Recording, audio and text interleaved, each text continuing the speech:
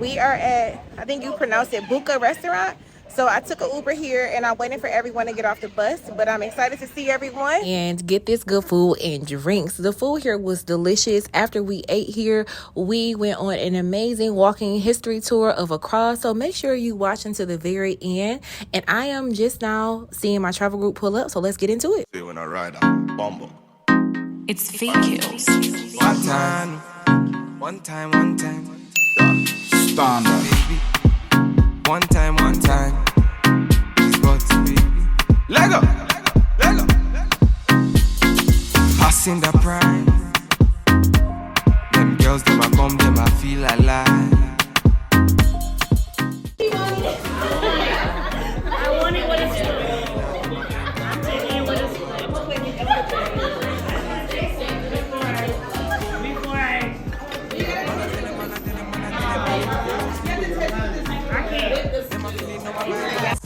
Girl, them go down.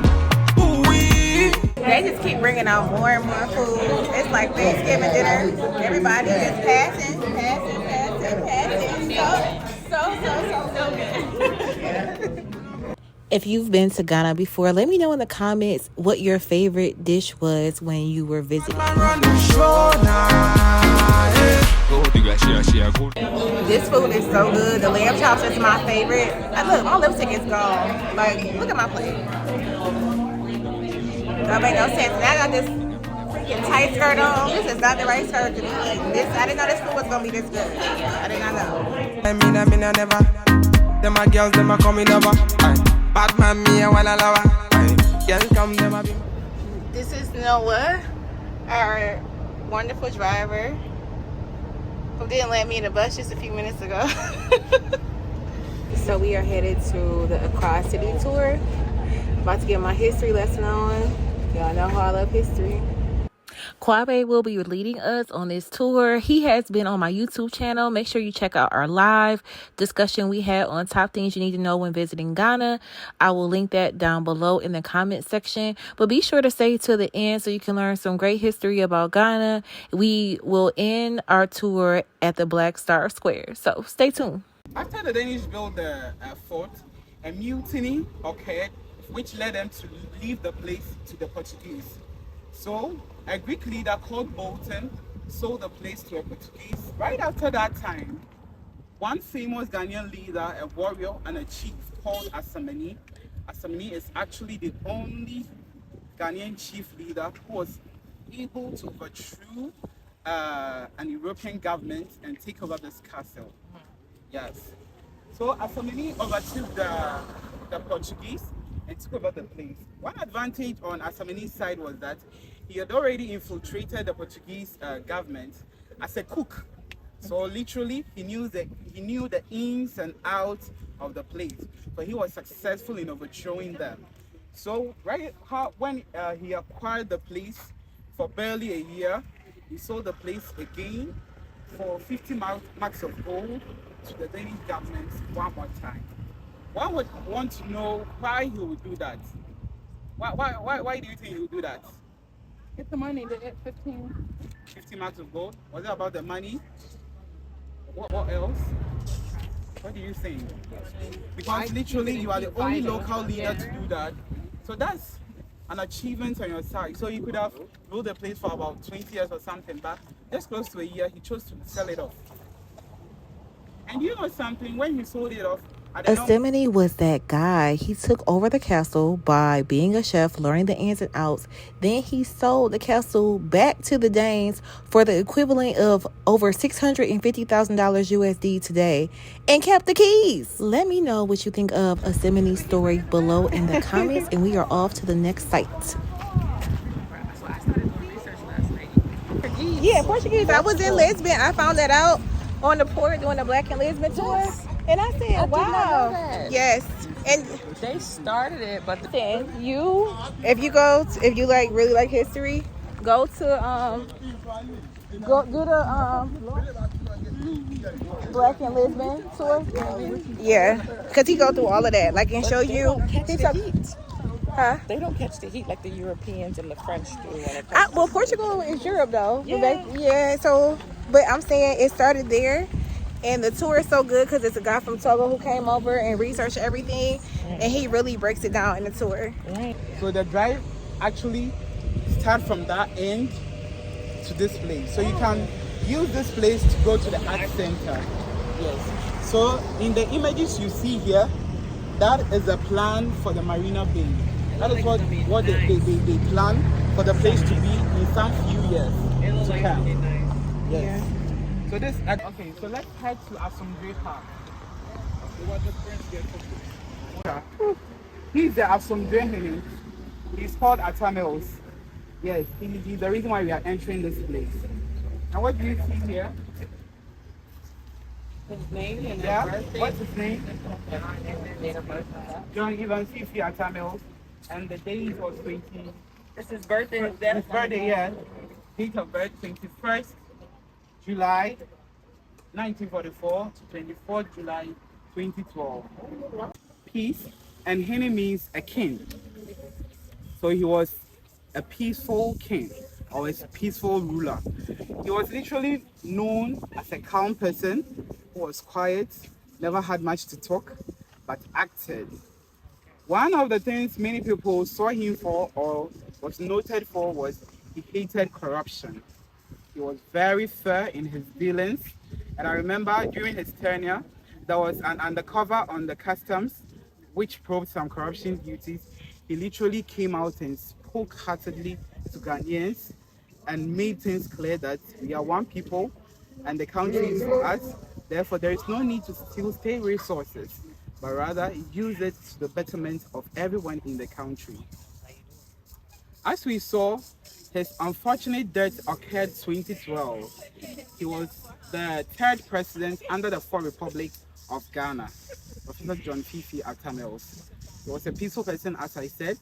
You can see an ostrich here because he loved ostriches. Yeah. And right there is a fishing pond of tilapia. We'll get there, but we can't go there because just last week they harvested about 500 of them.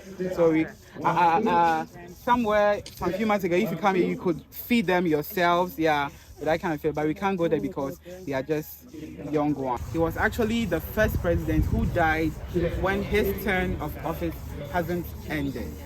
Yes. So literally, this is Asameni Park, and the cool breeze and everything here depicts who this place was made for. So the place was made in memorial of Professor John Fiifi Atta. Yeah, so you can take pictures here and we'll go inside there where he was buried. Yeah, we're going to see him and some monuments of him there. Are we okay? Mm-hmm. Actually, this year marks 10 years when he died. Yeah, so it was celebrated earlier July and the place was renovated for the celebration. This is the tilapia fish pond. A tilapia fish pond? Yeah, a tilapia fish pond. I ain't never heard nothing like that. That's different. A tilapia fish farm. So guys, inside here, I'm going to give you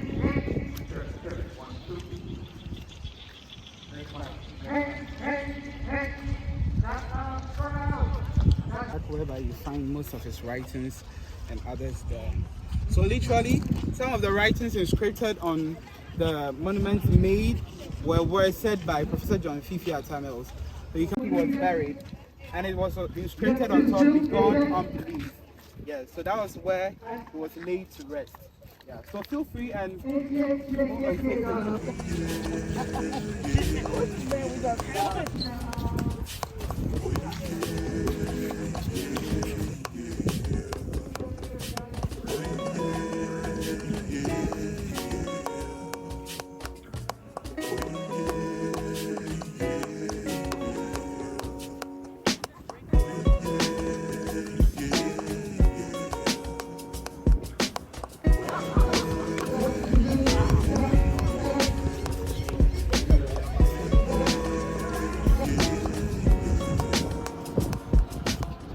The next part of the tour, we could barely hear Kwabe because the traffic was so loud. It was starting to get busy because of the nighttime activities that were coming up.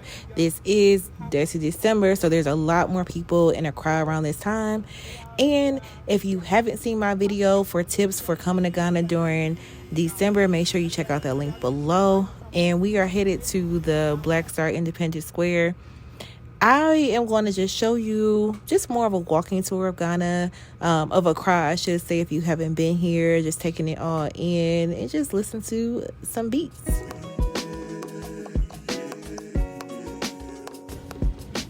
So many great conversations happening today on this tour. Have people from Barbados, Haiti, talking about them gaining independence while we're learning about how Ghana gained their independence and losing one of their most impactful leaders.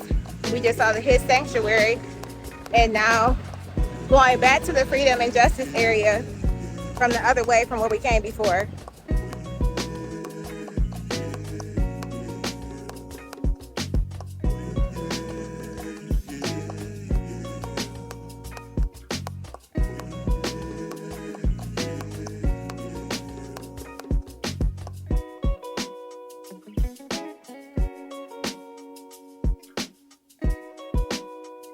Also known as the Black Star Square, attained independence in 1967. The construction of this place, of this public square, was actually commissioned in 1957 when Ghana attained independence. However, in 1660 down to 1661, it was fully commissioned as a public square whereby celebrations, and popularly the independence celebration of Ghana, is held. In 1960, whereby we were having the visit of Queen Elizabeth II into Ghana, however, it coincided with the commissioning of the place.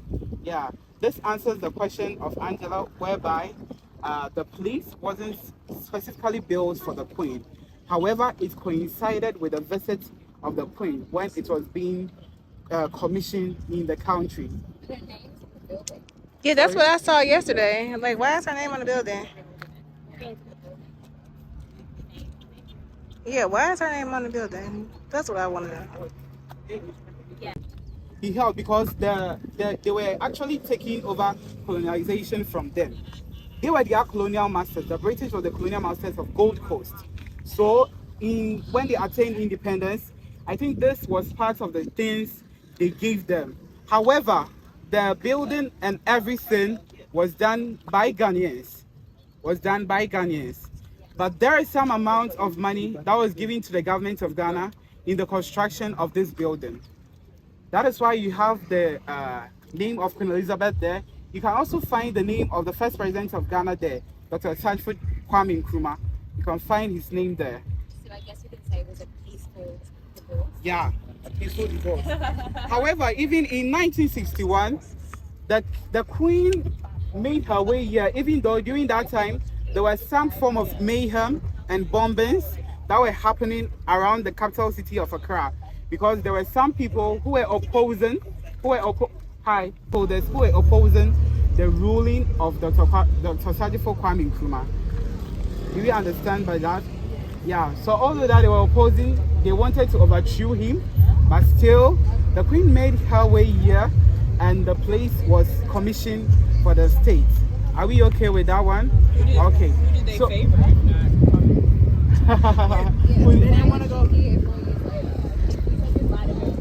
why she was here? She was here for a visit, and that visit coincided with the commissioning of the place. Yeah. This concludes our walking tour. It was about an hour and a half, but I only shared with y'all a few snippets. I enjoyed it. Ghana is so full of history. If you are coming to Ghana, I strongly suggest that you make sure you do a walking tour and check out the next videos on screen about Ghana. And I encourage you to hit the subscribe button if you haven't done so already, with the notification bell. Until next time, bye.